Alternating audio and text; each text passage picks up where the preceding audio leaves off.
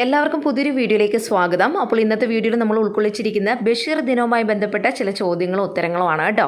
അപ്പോൾ വീഡിയോയിലേക്ക് പോകുന്നതിന് മുൻപായിട്ട് നമ്മുടെ ചാനൽ ആദ്യമായിട്ട് ആരെങ്കിലും കാണുന്നവരുണ്ടെങ്കിൽ ചാനൽ ഒന്ന് സബ്സ്ക്രൈബ് ചെയ്യുക, ലൈക്ക് ചെയ്യുക, ദെൻ ഷെയർ ചെയ്യുക. അപ്പോൾ പോകാം വീഡിയോയിലേക്ക്. ബഷീറിന് ലഭിച്ച ഏറ്റവും വലിയ സാഹിത്യ പുരസ്കാരം ഏതാണ്?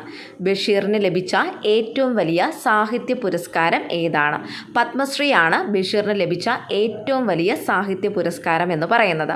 അപ്പം ഈ ഒരു പത്മശ്രീ പുരസ്കാരം ലഭിച്ചത് ഏത് വർഷത്തിലാണ് എന്ന് ചോദിച്ചു കഴിഞ്ഞാൽ 1982 കേട്ടോ. 1982 ബഷീറിന് ഈ ഒരു പത്മശ്രീ പുരസ്കാരം ലഭിച്ചത്. അപ്പോൾ ബഷീറിന് ലഭിച്ച ഏറ്റവും വലിയ സാഹിത്യ പുരസ്കാരം ഏതാണ്? പത്മശ്രീ അല്ലേ. പത്മശ്രീ ലഭിച്ചത് ഏത് വർഷമാണ്? 1982.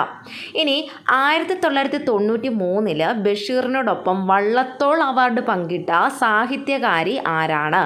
1993 ബഷീറിനോടൊപ്പം വള്ളത്തോൾ അവാർഡ് പങ്കിട്ട സാഹിത്യകാരിയാണ് ബാലാമണിയമ്മ.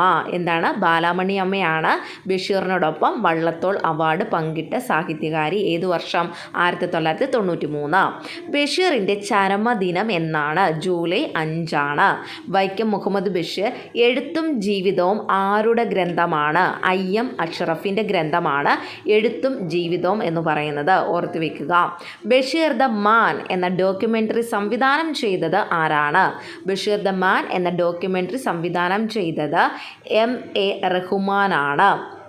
ബഷീർ ദ മാൻ എന്ന ഡോക്യുമെൻ്ററി സംവിധാനം ചെയ്തത് MA റഹ്മാനാണ്.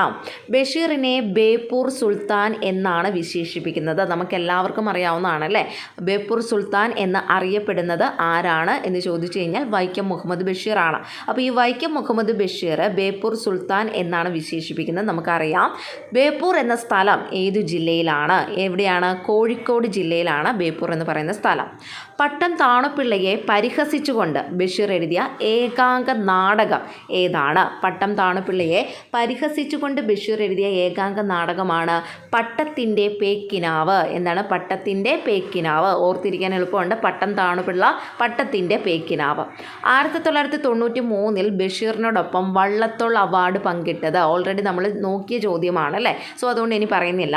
ബഷീർ തൻ്റെ ദുരിതം നിറഞ്ഞ ജീവിതാനുഭവങ്ങൾ നർമ്മം കലർത്തി വിവരിച്ചിട്ടുള്ള കഥയാണ് ജന്മദിനം ഇല്ലേ. ദുരിതം, ജീവിതാനുഭവം എന്നൊക്കെ പറയുമ്പോൾ ഓർത്തോണം എന്താണ്? ജന്മദിനം അല്ലേ. ജന്മദിനവുമായി ബന്ധപ്പെടുത്തി ഓർത്ത് വെച്ചോണം കേട്ടോ. ഇനി ബഷീറിൻ്റെ മകൾ ഷാഹിന കഥാപാത്രമായിട്ട് വരുന്ന നോവൽ ഏതാണ്?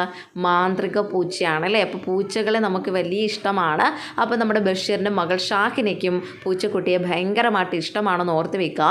അപ്പോൾ ബഷീറിൻ്റെ മകൾ ഷാഹിന കഥാപാത്രമായിട്ട് വരുന്ന നോവലാണ് മാന്ത്രിക പൂച്ച.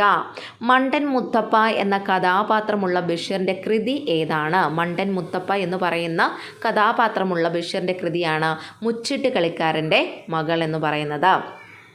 അടുത്തത് മൂക്ക് കേന്ദ്ര കഥാപാത്രമാകുന്ന ബഷീർ കൃതി. നമുക്കെല്ലാവർക്കും അറിയാവുന്നതാണ് വിശ്വവിഖ്യാതമായ മൂക്ക് അല്ലേ. ഇതാണ് നമ്മുടെ മൂക്ക് കേന്ദ്ര കഥാപാത്രമായി വരുന്ന ബഷീറിൻ്റെ കൃതി എന്ന് പറയുന്നത്.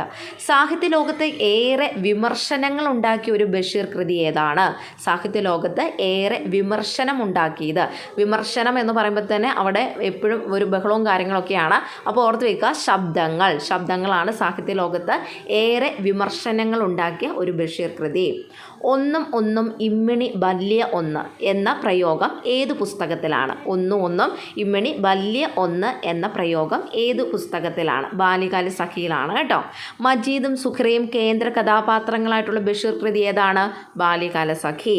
ബഷീറിന് കേന്ദ്ര സാഹിത്യ അക്കാദമി ഫെലോഷിപ്പ് ലഭിച്ച വർഷം ഏതാ? 1970. എന്താണ്? ബഷീറിന് കേന്ദ്ര സാഹിത്യ അക്കാദമി ഫെലോഷിപ്പ് അവാർഡ് ലഭിച്ചതാണ് 1970. ബഷീറിന് കേരള സാഹിത്യ അക്കാദമി ഫെലോഷിപ്പ് ലഭിച്ച വർഷം 1970. ബഷീറിന് കേരള സാഹിത്യ അക്കാദമി ഫെലോഷിപ്പ് ലഭിച്ച വർഷം 1981. രണ്ടും മാറിപ്പോകല്ല. കേന്ദ്ര സാഹിത്യ അക്കാദമി ഫെലോഷിപ്പ് ആണെങ്കിൽ 1970, കേരള സാഹിത്യ അക്കാദമി ഫെലോഷിപ്പ് ആണെങ്കിൽ അത് 1981 ആണെന്നുള്ളത് ഓർത്ത് വെച്ചോണം. പിന്നെ ഓൾറെഡി നമ്മൾ പറഞ്ഞാണ് വൈക്കം മുഹമ്മദ് ബഷീർ അന്തരിച്ചത് അല്ലേ. എന്നാണ്?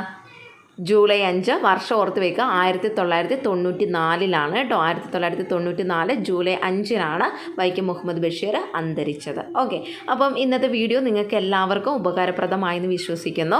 വീഡിയോ ഇഷ്ടമായാൽ ലൈക്ക് ചെയ്യാനും ഷെയർ ചെയ്യാനും സബ്സ്ക്രൈബ് ചെയ്യാനായിട്ട് മറന്നു പോകരുത്. അപ്പോൾ അടുത്തൊരു വീഡിയോയിൽ കാണാം. താങ്ക്